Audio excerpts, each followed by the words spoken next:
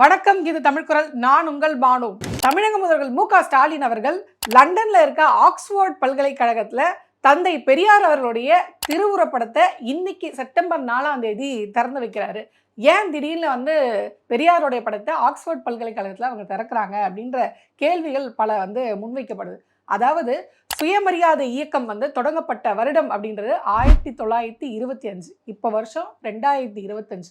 அப்போ முழுமையா 100 வருஷம் என்ன ஆயிருக்கு, நிறைவாயிருக்கு. இதை கொண்டாடுற விதமா பெரியார் அவர்களை உலக அரங்குல வச்சு பேசணும். அவர் என்னென்னலாம் இந்த சமூகத்துக்கு பண்ணியிருக்காரு, குறிப்பா தமிழ்நாடு இன்னைக்கும் பகுத்தறிவோடும் சுயமரியாதையோட இருக்கு அப்படின்னா அதுல பெரியாரோட பங்களிப்புன்றது ரொம்ப பெருசு. அதை இல்லைன்னு யாருமே மறுக்க முடியாது. சுயமரியாதை இயக்கம் 100 வருடம் அப்படின்ற இந்த விஷயம் இருக்கு பாத்தீங்களா, இது இந்த சமூகத்துக்கு ஆற்றிய பணின்றது அதிகம். அதை விட இன்னொரு விஷயம் என்ன அப்படின்னு பாத்தீங்கன்னா, அந்த சுயமரியாதை இயக்கத்திலிருந்து தோன்றிய திராவிட முன்னேற்ற கழகம் இருக்கு பாத்தீங்களா, அதாவது ஃபர்ஸ்ட் பெரியார் அவர்களால் 1925ல சுயமரியாதை இயக்கமாக உருவாக்கப்பட்ட இந்த இயக்கம் பிற்பாடு இது என்ன ஆகுதுன்னா திராவிட கழகமா மாறுது. இந்த திராவிட கழகத்துல இருந்தா அண்ணா அவர்கள் வெளியே திராவிட முன்னேற்ற கழகம் அப்படின்ற ஒரு கட்சியை அவர் ஆரம்பிக்கிறார். பெரியார் அவர்கள் இந்த சுயமரியாதை இயக்கத்துடைய கொள்கையை அவர் என்ன முன்வைக்கிறார் அப்படின்னா, பார்ப்பனர் அல்லாதவர் இருக்காங்க பார்த்தீங்களா, இவங்களுடைய உரிமையை நான் மீட்டெடுக்கணும், அவங்களுக்குன்னு சில உயரிய வேலை வாய்ப்பு, உயரிய படிப்பு இதெல்லாம் கொடுத்தாகணும், இந்த மக்களுக்கு கொடுக்கணும் அப்படின்ற முழக்கத்தோடு தான் இந்த சுயமரியாதை இயக்கத்தை முன்னெடுக்கிறார். இந்த இயக்கம் பிற்பாடு பல மாநாடுகள் போடுறாங்க பெரிய லெவல்ல. பெண்களை மட்டுமே வச்சு நடத்தின மாநாடுகள்லாம் பேர் போன மாநாடு. அப்படி இருக்கும்போது அவர் பல தீர்மானங்களை அந்த மாநாட்டில் அவர் கொண்டு வரார். அந்த தீர்மானங்கள் எல்லாம் வெறும் தீர்மானமாகவே இருக்கக்கூடாது, அது சட்டமாக மாறும் பொழுதுதான் அது மக்கள் கிட்ட போய் சேரும் அப்படின்ற முடிவில் அண்ணா அவர்கள் திமுகன்ற ஒரு தனி கட்சி ஆரம்பிக்கிறார்.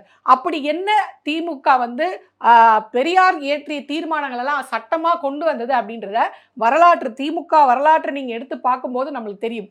அதுல குறிப்பா எல்லாருக்குமே தெரியும். இப்ப நான் ஒரு பெண்ணா பெரியார் அவர்கள் என்னென்னலாம் நமக்கு செஞ்சிருக்காரு, அது எப்படியெல்லாம் திமுக சட்டமா மாத்திருக்குன்னு எக்ஸாம்பிள் சொல்லணும்னா இந்த முழு வீடியோ பத்தாது. அதனால எனக்கு மெயினா சொல்லக்கூடிய 1-2 விஷயத்த நான் இப்ப சொல்றேன். சுயமரியாதை இயக்கம் அப்படின்ன உடனே முதல்ல ஞாபகம் வருது சுயமரியாதை திருமணங்கள். இந்த சுயமரியாதை திருமணங்களை பெரியார் ஆதரித்தார். பிற்பாடு அண்ணா அவர்கள் அதை சட்டமாக கொண்டு வந்தார். அதே மாதிரி பெண்களுக்கு சொத்துல சம உரிமை தரணும் அப்படின்னு பெரியார் அவர்கள் செங்கல்பட்டுல நடந்த பெரிய மாநாட்டுல ஒரு தீர்மானத்தை கொண்டு வரார்.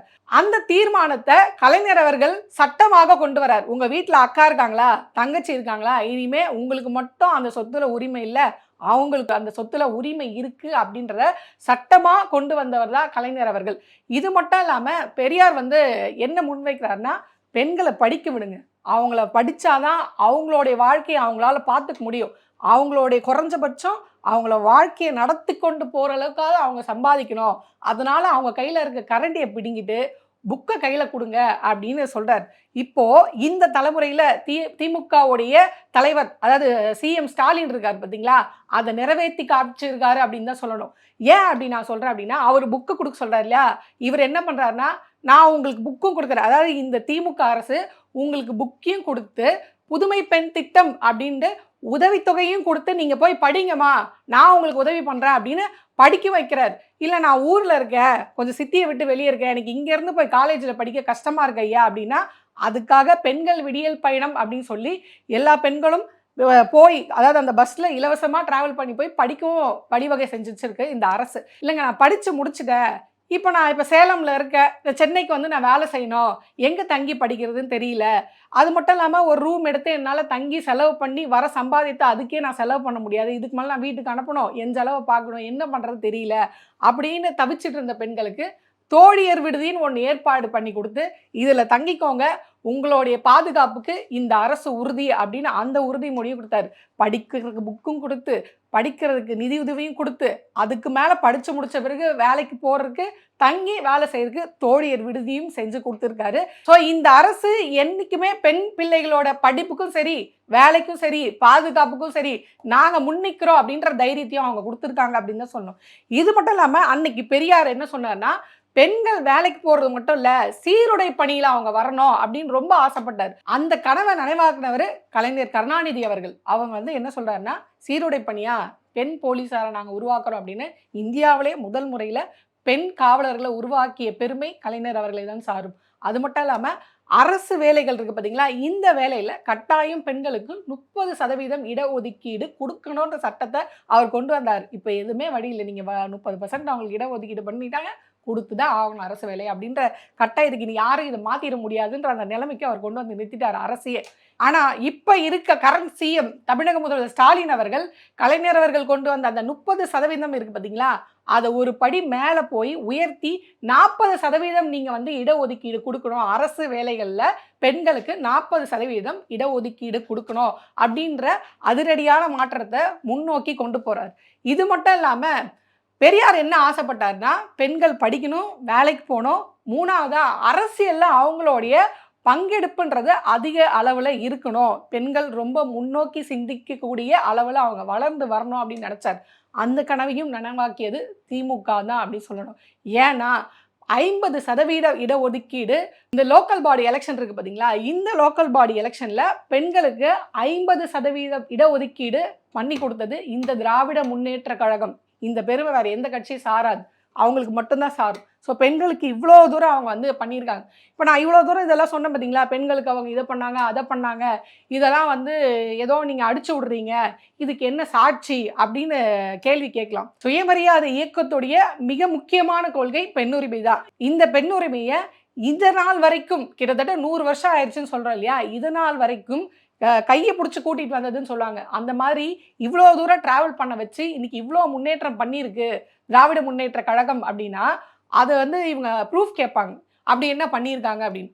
ஒன்று வேணாம், இந்தியாவில் அதிக அளவில் படித்த பெண்கள் எந்த மாநிலத்தில் இருக்காங்க, இந்தியாவில் அதிகப்படியான வேலைவாய்ப்பு பெண்களுக்கு அதிகமாக இருக்குது, அது எந்த மாநிலம், இந்தியாவில் அதிகப்படியாக பெண்கள் தொழில் முனைவோர் அதிகமாக இருக்கிற மாநிலம் எந்த மாநிலம் அப்படின்னு ஒன்றிய அரசே ஒரு டேட்டாவை கொடுத்துருக்கு. இது வந்து தமிழக அரசு சொல்ல, திமுகவுடைய கட்சி சார்பில் இருந்து வந்த டேட்டா கிடையாது, மற்ற யூடியூபர்ஸோ யாரோ கட்சி சார்பாக வந்த டேட்டா கிடையாது, ஒன்றிய அரசு கொடுத்த டேட்டா. அந்த டேட்டா சொல்லுது தமிழ்நாடு தான் முதல் இடத்துல இருக்குது. குறிப்பாக பெண்களுடைய கல்வி, பெண்கள் வேலைவாய்ப்பு, பெண்கள் தொழில் முனைவோர் அதிகமாக இருக்கிற மாநிலம் தமிழ்நாடு தான் அப்படின்ற இந்த டேட்டா பார்க்கும்போதே நம்மளுக்கு தெரியும் இது உண்மை நிலவரம் என்ன. சுயமரியாதை இயக்கத்துடைய முக்கிய கொள்கையை திராவிட முன்னேற்ற கழகம் எவ்வளோ தூரம் பயணித்து கூட்டிகிட்டு வந்திருக்கு, அதை எவ்வளோ தூரம் முன்னேற்றி இருக்குது, அதாவது அப்டேட் சொல்லுவோம்ல, அந்த மாதிரி எவ்வளோ தூரம் அப்டேட் பண்ணியிருக்காங்க அப்படின்னு தான் சொல்லணும். சாதிக்கு எதிராக பெரியார் அவர்கள் எவ்வளோ ஒரு கடுமையான போராட்டங்களை முன்னெடுத்தார் அப்படின்றது வரலாற்று உண்மை. அவர் அதை எங்கே தொடங்குறாருன்னா, பேருக்கு பின்னாடி சாதி போடுறதை நிறுத்துங்க அப்படின்னு அவர் அதை தொடங்குறாரு. அன்னைக்கு அவர் பேருக்கு பின்னாடி சாதி போடக்கூடாதுன்னு தொடங்கின அந்த போராட்டம் இன்னைக்கு தெருக்கள்லையும் சரி, அரசோடைய ஆணைகள்லையும் சரி, வேற எதுலேயுமே வந்து நீங்கள் ஜாதியோட பேரை வந்து பார்க்க முடியாது.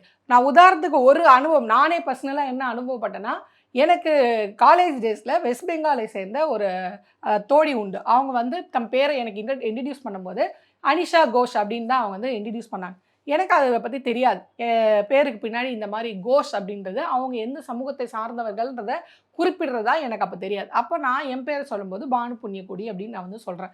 அப்போ அவங்க என்ன கேட்குறாங்க, என்ன நீ பேர் சொல்கிற, உன்னோட சர்நேம் என்ன அப்படின்னு எனக்கு கேட்குறாங்க. சர்நேம்னா நீங்கள் இங்கே தமிழ்நாட்டில் ஏதாவது ஒரு பாஸ்போர்ட்டோ இல்லை வேறு ஏதாவது எடுத்திங்கனாலும் பேருன்ற இடத்துல பானுன்னு இருக்கோ, சர்நேம்ன்ற இடத்துல உங்கள் தந்தையோட பேர் இருக்கோ, புண்ணியக்கோடின்னு நாங்கள் போட்டிருந்தோம். அப்போ அவங்க என்ன மறுபடியும் உன்னோட சர்நேம் என்னன்னு என்னை கேட்டுகிட்டே இருந்தாங்க. அப்புறம் தான் தெரியுது சர்நேம் அப்படின்றது அவங்க எந்த சமூகத்தை சார்ந்தவங்க. இப்போ அனிஷான்றது பேர், கோஷ்ன்றது சர்நேம். இப்போ பிரதமர் மோடி இருக்கார் பார்த்தீங்களா, நம்ம எல்லாம் பிரதமர் மோடின்றோம். ஆக்சுவலாக மோடின்றது அவருடைய சர்நேம். அவர் பேர் நரேந்திரன், அதாவது நரேந்திர மோடி. நரேந்திரன்றது அவர் பேர், மோடின்றது அவருடைய சாதி பேர். இதே மாதிரி தான் இப்போ பட்டேல் அப்படின்றதும் ஒரு வந்து சமூகத்தை சார்ந்தது தான். ஆனால் இங்கே தமிழ்நாட்டில் யாராவது பேருக்கு பின்னாடி இப்போ சாதி பேரை இணைச்சு இது வரைக்கும் எந்த அரசு ஆவணங்களையோ ஸ்கூலில் ஃபார்ம் கூட அந்த மாதிரி நீங்கள் ஃபில்அப் பண்ண முடியும். அந்த விதையை போட்டவர் பெரியார். அதை இந்த அளவுக்கு வளர்த்தெடுத்தது திராவிட முன்னேற்ற கழகம். சாதியை வச்சு மனுஷனை ஏற்றத்தாழ்வு பார்க்கக்கூடாது, எல்லாரும் இங்கே சமந்தான். அது என்ன, கோயிலுக்குள்ள ஒரு குறிப்பிட்ட சாதியினர் வந்து கருவறைக்குள்ள போறாங்க, ஒரு குறிப்பிட்ட சாதியினர் வந்து இந்த எல்லையில் நிற்கிறாங்க, ஒரு குறிப்பிட்ட சாதியினர் வெளியே நிற்கிறாங்க. அந்த வேறுபாடெல்லாம் இருக்கக்கூடாது, எல்லா சமூகத்தை சேர்ந்தவரும் கோயிலுக்குள்ள வரணும் அப்படின்ற கொள்கையில ரொம்ப ஸ்ட்ராங்கா இருந்தவர் தந்தை பெரியார் அவர்கள். அதோடைய கண்டினியூட்டியா இன்னைக்கு எங்க வந்து திமுக நிக்குது அப்படின்னு பாத்தீங்கன்னா, அனைத்து சாதியினரும் அர்ச்சகர் ஆகலாம் அப்படின்ற ஒரு மாசான சட்டத்தை இன்னைக்கு திராவிட முன்னேற்ற கழகம் கொண்டு வந்து நிறுத்தி இருக்கு. இதுதான் சமூக சீர்திருத்தம், இதுதான் சமூக மாற்றம் அப்படின்னு நம்ம சொல்லணும். பெரியார் பற்ற வைத்த இந்த பெருநெருப்பு அவரோட முடிஞ்சு போயிடும் அப்படின்னு நினைச்சாங்க. ஆனா அண்ணா அவர்கள் அதை அணையாம பாத்துக்கிட்டாரு.